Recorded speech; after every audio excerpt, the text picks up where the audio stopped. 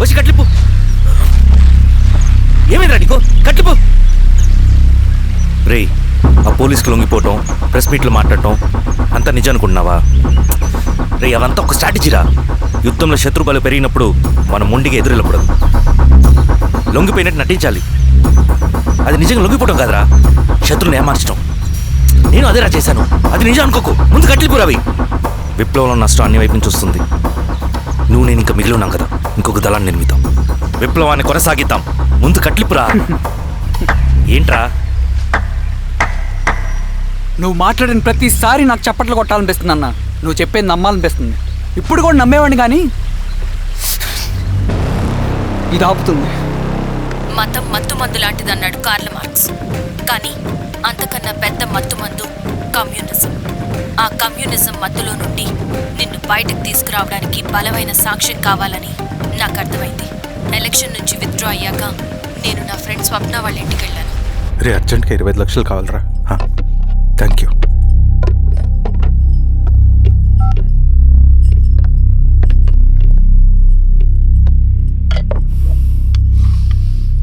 చాలు.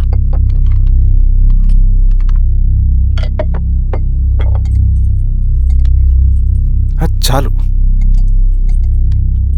చలో అని చెప్పాను కదా, అర్థం కాదే?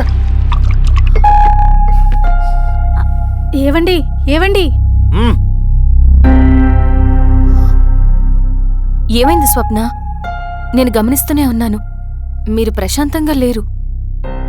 శిరీష, ఆయన బిజినెస్ చాలా ఇబ్బందిగా మారింది. బయట అప్పు తెచ్చి మరీ ఇన్వెస్ట్ చేశారు. వర్క్స్ అన్ని సగంలో ఆగిపోయాయి. కాంట్రాక్టర్స్కి బాగానే మిగులుతాయి కదా. ఆయన ఏదీ క్లియర్గా చెప్పరు. నేను మాట్లాడినా డబ్బులైతే నేను హెల్ప్ చేస్తాను.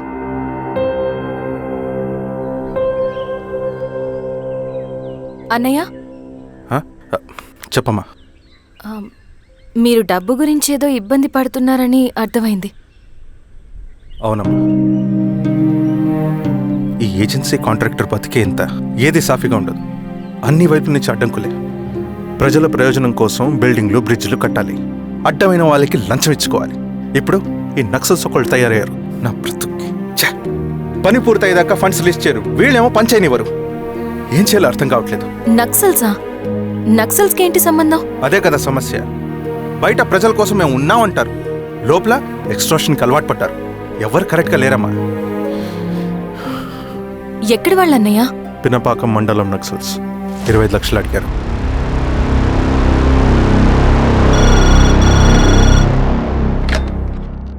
హలో ధర్మ, ఆ సింగన దళం గురించి నీకు ముఖ్యమైన విషయం చెప్పాలి.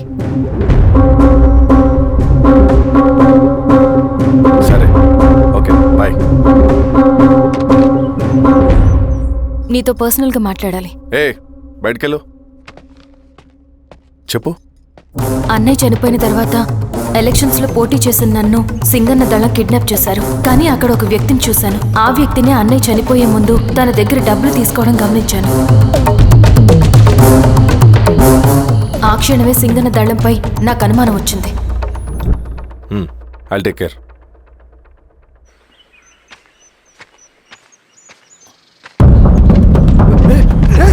భయపడ, నేను చంద్రుడు మనుషులు.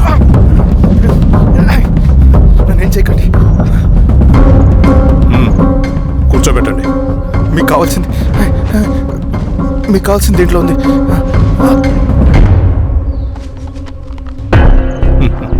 కాంట్రాక్టర్ డబ్బులు కదా, కొత్తగా ఉన్నాయి.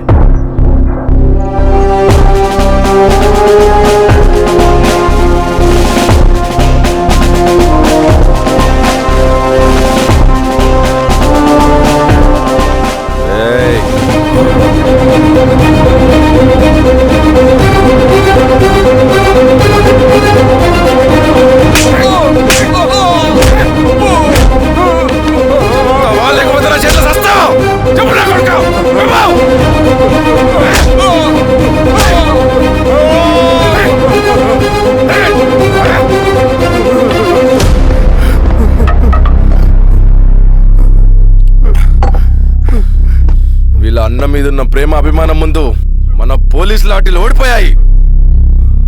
చంద్రన్ ఎన్కౌంటర్ ఎలాగూ పోతాడు. కానీ విచిత్రం ఏంటంటే వాడి భార్య నర్సమ్మ, కూతురు మమత, కొడుకు నరేష్ మరో ఎన్కౌంటర్లో పోవడం చాలా బ్యాడ్ న్యూస్. చెప్పు శిరీష, ఏం చేయమంటావు? నువ్వు ఒక డెసిషన్ తీసుకున్న తర్వాత ఎవరి మాట వినవు కదా. హే దాస్, సార్. రేపు మార్నింగ్ న్యూస్ పేపర్ వద్దని చెప్పు. సరే సార్. తెలిసిన విషయం మళ్ళీ మళ్ళీ చదవాలంటే చాలా బోరింగ్. నేను చెప్తాను సార్, జరిగింది మొత్తం నేను చెప్తాను సార్. సింగన్న దగ్గర నేను 20 సంవత్సరాల నుంచి పనిచేస్తున్నారు సార్. పేదవాళ్ళ కోసం అన్న చేస్తున్న ఉద్యమంలో మేమందరం చాలా కష్టపడి పనిచేసేవాళ్ళం. కానీ ఒకరోజు నేను చెప్పినంత చెప్పి ఈశ్వర్ రెడ్డి దగ్గర 10 లక్షలు తీసుకురండి. దేనికన్నా ఇదంతా? దేనికేంటి? మొన్న ఆ కాంట్రాక్టర్ దగ్గర నుంచి, నిన్న బిల్డర్ దగ్గర నుంచి, ఈరోజు ఈశ్వర్ రెడ్డి దగ్గర నుంచి. అధికారం కోసం. డబ్బు ఉంటే అధికారం వస్తుంది, అధికారం ఉంటే డబ్బు వస్తుంది. నాకు రెండూ కావాలి. హిట్లర్ పెయింటర్ అవుదామని అకాడమీలో జాయిన్ అవ్వాలనుకున్నాడు, కానీ పనికిరాడని చెప్పి రిజెక్ట్ చేశారు. హిట్లర్ ఏం చేశాడు? నాజీ పార్టీ పెట్టి జూస్కి అగేన్స్ట్గా అందరినీ కూడగట్టి ప్రపంచాన్ని ఉనికిచ్చాడు. మొహమ్మద్ అలీ జిన్నా నేషనల్ కాంగ్రెస్ పార్టీలో ఎదగాలనుకున్నాడు, ఎప్పుడూ పట్టించుకోలేదు. ముస్లిం లీగ్ పార్టీ పెట్టి ఇండియాని రెండుగా చీల్చేశాడు. పాకిస్తాన్కి ప్రధానమంత్రి అయ్యాడు. ప్రపంచంలో ఎక్కడైనా సరే 2 కులాలు, 2 మతాలు, 2 ప్రాంతాల మధ్య చిచ్చు పెడితే చాలు, అధికారం వెతుకుంటూ మన కాళ్ళ దగ్గరకు వస్తుంది. జమ్మూ అండ్ కాశ్మీర్ నుంచి మహారాష్ట్ర, గుజరాత్ ఎక్కడైనా సరే, ఎవరైనా సరే ఇదే గేమ్. నేను అంతే. ఒక మామూలు కార్యకర్తగా దళంలో చేరాను నేను. కానీ ఈరోజు న్యూస్ పేపర్లైనా సరే, జనాల్లో అయినా సరే, ఎక్కడైనా సరే ఒకే పేరు, Singanna, Singanna, Singanna. And I love that. Naxals కొంటే ఈ అడవినే శాసిస్తాం, రాజకీయాల్లోకి వస్తే రాష్ట్రాన్ని శాసిస్తాం. చంద్ర, మన చదువులకి, మన తెలివితేటలకి ఈ అడవిలోనే మగ్గిపోవాలా? నువ్వే ఆలోచించుకో. ఆ మాటలు విన్న నేను ఆలోచనలో పడ్డాను. తన స్వార్థం కోసం ఉద్యమమును పెడదారి పట్టిస్తున్నాడని అప్పుడే అర్థమైంది. కానీ నాకు వేరే దారి లేదు. సింగన్న ఆదేశం ప్రకారం మేము వెంటనే వెళ్ళి ఈశ్వర్ రెడ్డిని కలిశాం. సింగన్న పార్టీ ఫండ్ కోసం 10 లక్షలు ఇమ్మన్నారు. ఆ డబ్బులు ఇస్తే రైతు కూలీ సమస్య ఉండదని చెప్పమన్నారు. అంత డబ్బా నేనెందుకు ఇవ్వాలి? నువ్వు గెలుస్తావనే భ్రమలో ఉన్నావు. ప్రజలంతా అమాయకులు కాదు రెడ్డి. ఈ ఊళ్ళో ఏం జరుగుతుందో నువ్వు మాకు చెప్పక్కర్లేదు. మీకు పార్టీ ఫండ్ ఇస్తే మాత్రం నేను గెలుస్తానని గ్యారంటీ ఏంటి? తప్పకుండా గెలుస్తావు. ఆలోచించుకో, తెలివైన వాడివి.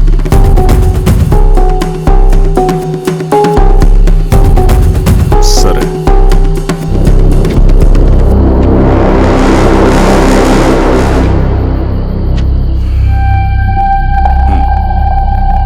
కానీ నాదో కండిషన్. నేను సింగన్ని పర్సనల్గా కలవాలి. చూస్తా, కానీ ఒక విషయం, ఈ మ్యాటర్ బయటికి రాకూడదు. జాగ్రత్త. సింగన్న స్ట్రాటజీ ప్రకారం మాకు ఈశ్వర్ రెడ్డి దగ్గర నుంచి డబ్బులు వచ్చాయి. అప్పుడు నరసింహుల్ని పిలిపించి,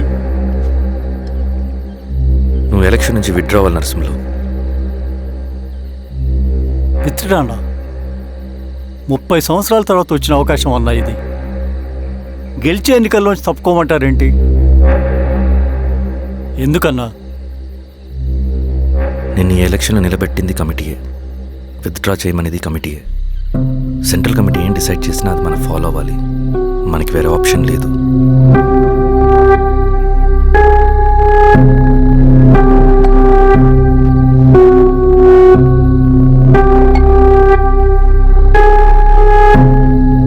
నన్ను నమ్ముకుని చాలామంది ఉన్నారన్నా.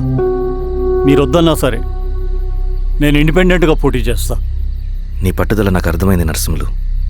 సెంట్రల్ కమిటీతో మరొకసారి నేను మాట్లాడతాను. కొంచెం వెచ్చి, తొందరపడద్దు. లాల్ సలాం. లాల్ సలాం. తన మాటకి ఎదురు చెప్పిన నరసింహుల్ని క్రూరంగా హత్య చేయించి, ఆ హత్యను ఈశ్వర్ రెడ్డి చేయించాడని అందరినీ నమ్మించి, ఆ తర్వాత ఈశ్వర్ రెడ్డిని కూడా. ఏంటి ఈశ్వర్ రెడ్డి గారు, కలుద్దామనుకున్నాం కానీ ఇలా కలుస్తామనుకోలేదు. ఏంటంత కోపం? ప్రజానాయకుడు నరసింహులు చంపినందుకు నీకు మరణదండనే. ఇంతకి నన్ను ఎందుకు కలుద్దాం అనుకున్నావు? నర్సల్ చావుకి నాకు ఏ సంబంధం లేదు. నిన్ను కలిసి ఊరు సమస్యలు, ప్రజా సమస్యలు పరిష్కరించు. అడవికి సింహం రాజు, అడవైనా ఊరైనా ఈ సింగన్నే రాజు.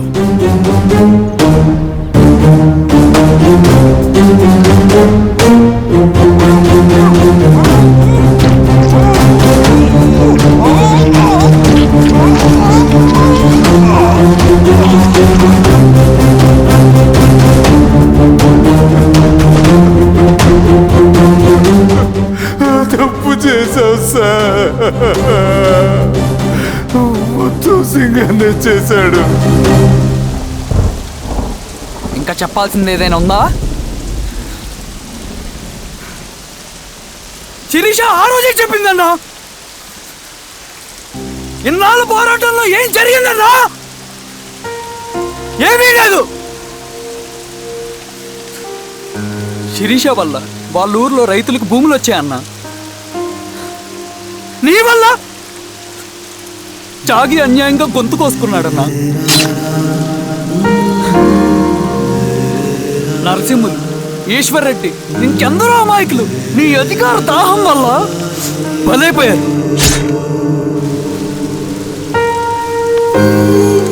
వీరస్వామి, పల్లెనప్పన్, ఇంకెంతో మంది పోలీసులు నీ కుట్రలో కాలిపోయారన్నా.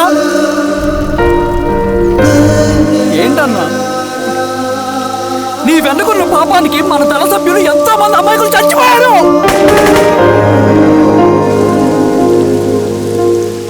ఆ జనాలు అమాయకులన్నా. నువ్వు మాటలు చెప్పి రెచ్చగొడితే నువ్వేదో సమాజాన్ని ఉద్ధరిస్తావని నీ వెనుకున్నారు.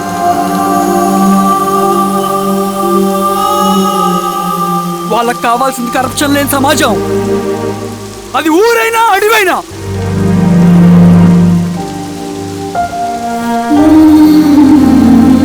దేవత లాంటి అమ్మాయి అన్న బతికినంతకాలం అందరి జీవితాన్ని బాగు చేసిందన్న.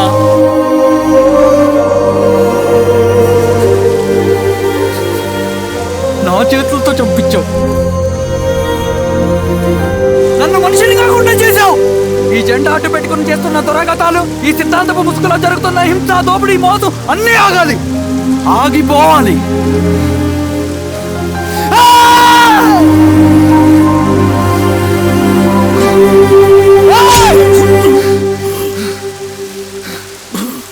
నువ్వు చెప్పిన సమాజం స్థాపితం కావాలంటే నువ్వు సమాధి కావచ్చు.